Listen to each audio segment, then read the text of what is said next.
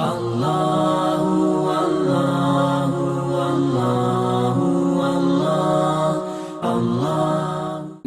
اللہ الرحمن الرحیم۔ ہاں، یہ انسان خسارے میں ہے، گھاٹے میں ہے، نقصان میں ہے، تو پھر آدمی کیا کرے؟ ہر آدمی ہر تاجر چاہتا ہے کہ مجھے گھاٹا نہ ہو، مجھے نقصان نہ ہو، ہر آدمی چاہتا ہے مجھے نقصان نہ ہو۔ جیسے ایک برا آدمی جو ہے وہ برائی کرتے کرتے، تجارت کرتے کرتے اس سے جو کمائی آتی ہے اس سے کوٹھی بناتا ہے، کاریں خریدتا ہے، اس سے زمینیں خریدتا ہے، اس کے باغات بناتا ہے، یعنی وہ دنیا بڑھاتا جاتا ہے۔ اور ایک مومن جو ہے جیسے وہ نیکی کرتے کرتے وہ بھی ایسے ہی بناتا ہے، وہ کوئی ولی بنتا ہے، کوئی قطب بنتا ہے، کوئی غوث بنتا ہے، اور اس کے وہ محلات جو ہیں جو لوگوں کو تو نظر نہیں آ رہے، لیکن وہ محلات جو ہیں وہ جنت میں بن رہے ہیں، وہ آخرت کے لیے کام کر رہا ہے۔ تو فرمایا انسان خسارے میں ہے، لیکن الا الذین آمنوا، ہاں وہ خسارے میں نہیں ہے جو ان میں سے ایمان لے آئے، وعملوا الصالحات، اور نیک اعمال کیے، صالح اعمال کیے۔ اب ایک تو اس سے یہ پتہ چلا کہ ایمان اور ہے، عمل اور ہے۔ امام اعظم ابو حنیفہ رضی اللہ تعالیٰ عنہ کے نزدیک اور ماتریدیہ کے نزدیک جو ہے وہ عمل ایمان کا حصہ نہیں ہے، دیگر ائمہ کے نزدیک اعمال جو ہیں ایمان کا حصہ ہیں، لیکن ہمارے نزدیک اعمال الگ ہیں اور ایمان الگ ہے۔ اصل ایمان ہے، یوں سمجھیے اصل انسان ہے، اور اس کے ساتھ جو ہیں یعنی کپڑے اس کے، دیگر اس کی صفائی جو ہے یہ اس کے اعمال ہیں۔ درخت ہے یہ اصل ایمان ہے، اور اس کے پھل، اس کے پتے جو ہیں یہ اس کا عمل ہے۔ یوں سمجھیے کہ ایمان آنکھیں ہیں اور بینائی اس کے اعمال ہیں۔ ایمان جو ہے وہ زبان ہے اور گویائی اس کے اعمال ہیں۔ اب یہ دونوں ہیں تو لازم و ملزوم، لیکن حصہ نہیں ہے۔ یہ نہیں ہے کہ کبھی ایمان چھوٹ گیا تو آدمی بے ایمان ہو گیا، کافر ہو گیا۔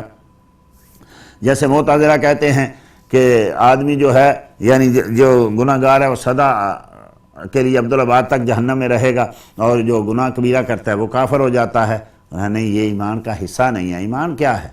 ایمان جو ہے وہ تصدیق کا نام ہے، وہ یعنی زبانی طور پہ ماننا اور دل کے اس کی تصدیق کرنا۔ آمنت باللہ وملائکتہ وکتبہ ورسلہ والقدر خیرہ وشرہ، یہ ہے ایمان، کہ اللہ پر ایمان لانا اس کی تمام صفات کے ساتھ، اور رسولوں پر ایمان لانا ان کی تمام صفات کے ساتھ، اور روز محشر پر ایمان لانا، اور اسی طریقے سے تقدیر پر ایمان لانا، اچھی تقدیر یا بری تقدیر، اور مرنے کے بعد یہ ہے ایمان۔ اب اس میں یعنی ایمان میں یہ نہیں ہے کہ میں نماز پہ ایمان لایا، میں روزے پہ ایمان لایا، میں حج پہ ایمان لایا، یہ اس کی فروعات ہیں، یہ اس کا حصہ نہیں ہے، اس کا ساتھ نہیں ہے۔ ہاں، یہ جیسے میں نے عرض کی کہ جیسے آنکھ کے ساتھ بینائی ہے، اب آنکھ ہو بینائی نہ ہو، ایمان تو ہے، لیکن اس کے ساتھ جہاں بھی آپ دیکھتے ہیں قرآن میں ایمان کے ساتھ ساتھ رب کریم نے اعمال صالحہ کو رکھا، لیکن ایمان کو الگ بیان کیا، اعمال صالحہ کو الگ بیان کیا۔ ایمان اعمال صالحہ کے ساتھ خوبصورت لگتا ہے، اس کا فائدہ ہے، لیکن ہم کچھ لوگ ایسے لوگ ہیں کہ وہ لا الہ الا اللہ محمد رسول اللہ پڑھ لیا، اس کے بعد پتہ ہی نہیں ہے اس کا تقاضا کیا ہے، اس کا مقصد کیا ہے، ایمان لائے ہیں تو کرنا کیا ہے، اس کو اتنا نہیں پتہ ہوتا کافر مسلمان میں فرق کیا ہے، نماز نہیں آتی، روزہ نہیں رکھتا، حج کا پتہ نہیں ہے، غسل جنابت کا پتہ نہیں ہے، حلال کا پتہ نہیں ہے، حرام کا پتہ نہیں ہے، اور وہ کہتا ہے میں مومن بھی ہوں، مسلمان بھی ہوں۔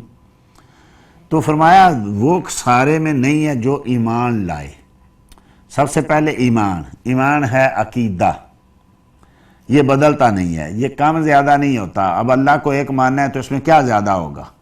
اللہ ایک ہے، وہ وحدہ لا شریک ہے، وہ حی ہے، وہ قیوم ہے، وہ قادر مطلق ہے، وہ محیی ہے، وہ ممیت ہے۔ تو یہ اللہ کی صفات کے ساتھ اس کو ماننا، اسماء و صفات کے ساتھ اس کو ماننا، یہ ایمان ہے۔ اب نبی کریم صلی اللہ تعالیٰ علیہ وسلم کو ان کی صفات کے ساتھ ماننا، یہ ایمان ہے۔ تو فرمایا جو ایمان والے ہیں، سب سے پہلے ایمان اصل ہے، اعمال اس کے بعد ہیں۔ ایمان نہ ہو تو کوئی عمل قابل قبول نہیں ہے۔ کتنے لوگ ہیں جو بڑے نیک عمل بظاہر کرتے ہیں، ہمارے سامنے آج کل یہ دیکھ لیں کتنے لوگ ہیں جو لوگوں کی خدمت کر رہے ہیں، لوگوں کے لیے راستے بنا رہے ہیں، لوگوں کے لیے کھانوں کا انتظام کر رہے ہیں، کلمہ نہیں پڑھا۔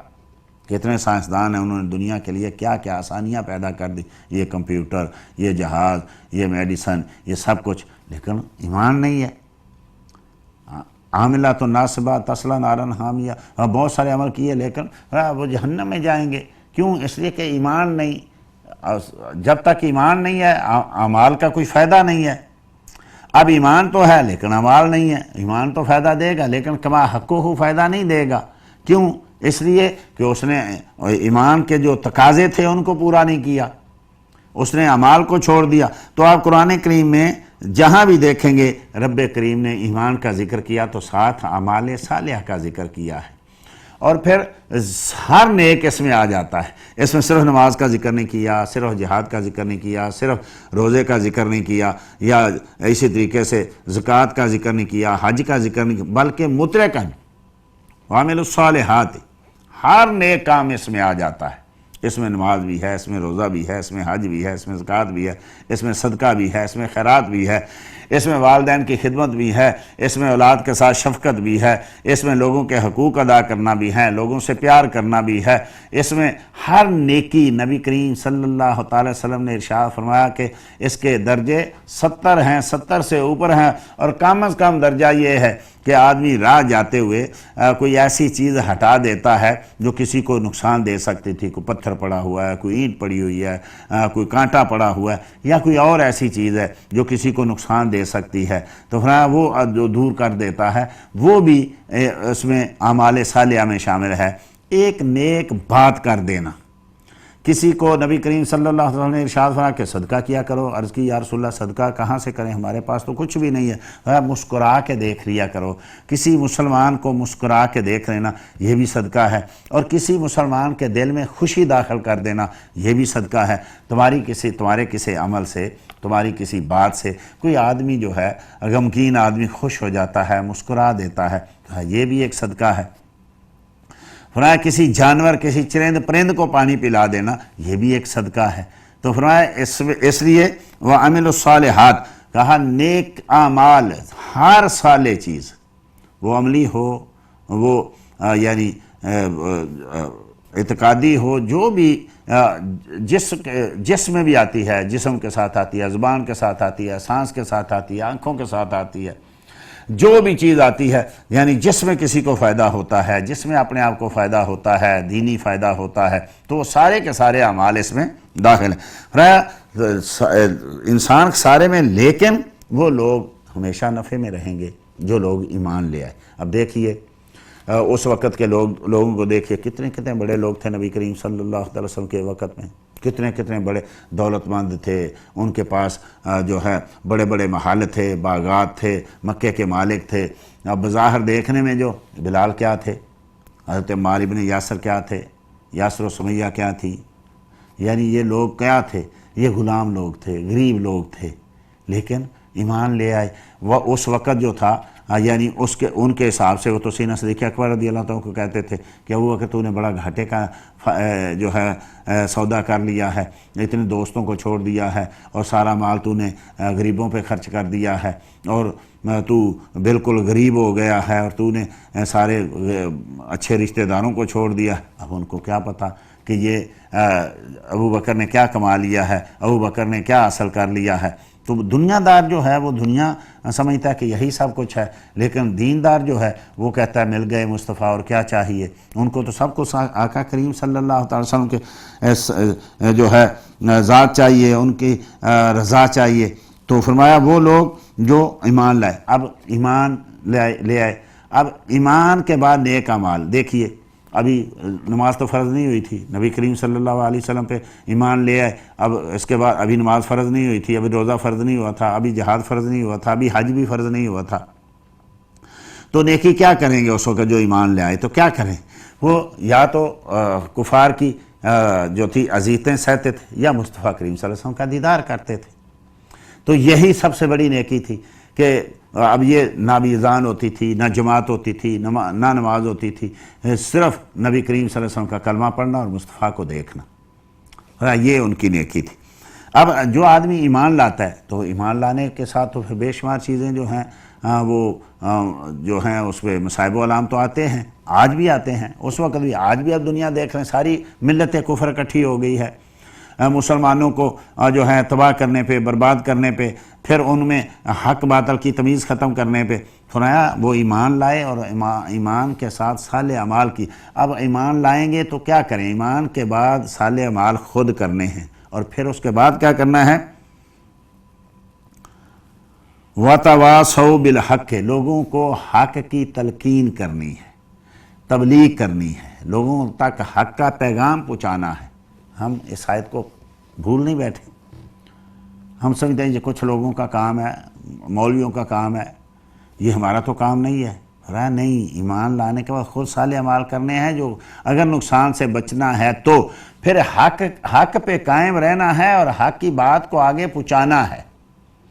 اب حق پہ قائم رہنا بہت مشکل ہوتا ہے آج کل، تو یعنی فوراً ہی دین پہ تو فوراً ہی ہم جو ہے سمجھوتا کر لیتے ہیں، اپنے مال پہ 100 روپے پہ لڑ کے مر جاتے ہیں، لیکن دین کے معاملے میں فوراً جو ہے وہ لیٹ ہی جاتے ہیں بالکل۔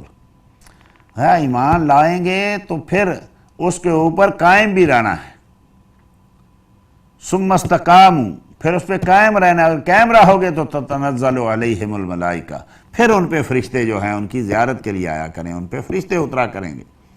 دیکھیں جو لوگ ایمان لائے تھے، اللہ اکبر، سیدنا بلال رضی اللہ عنہ کو دیکھا، حضرت یاسر سمیہ کو دیکھا، حضرت زنیرہ کو دیکھا، کتنے لوگ تھے، ان کے ساتھ کیا کیا قیامتیں نہیں بیت گئیں، لیکن پیچھے نہیں ہٹے۔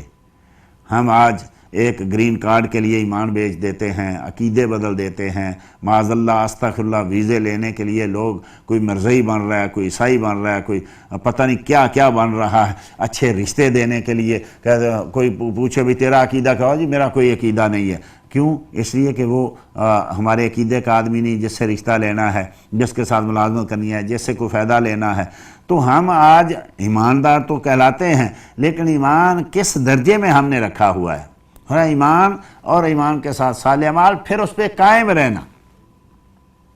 کلمہ پڑھا ہے تو اس پہ اب قائم رہنا۔ دنیا جو ہے وہ تو مخالفت کرے گی، یہ آج سے تو نہیں ہے، حضرت آدم علیہ السلام سے لے کے آقا کریم صلی اللہ تعالیٰ علیہ وسلم تک دیکھیے، نبی کریم صلی اللہ تعالیٰ علیہ وسلم نے کہ سب سے زیادہ ظلم و ستم جو ہے وہ انبیاء پر ہوا، پھر جتنے انبیاء کے قریب لوگ تھے ان پہ ہوا۔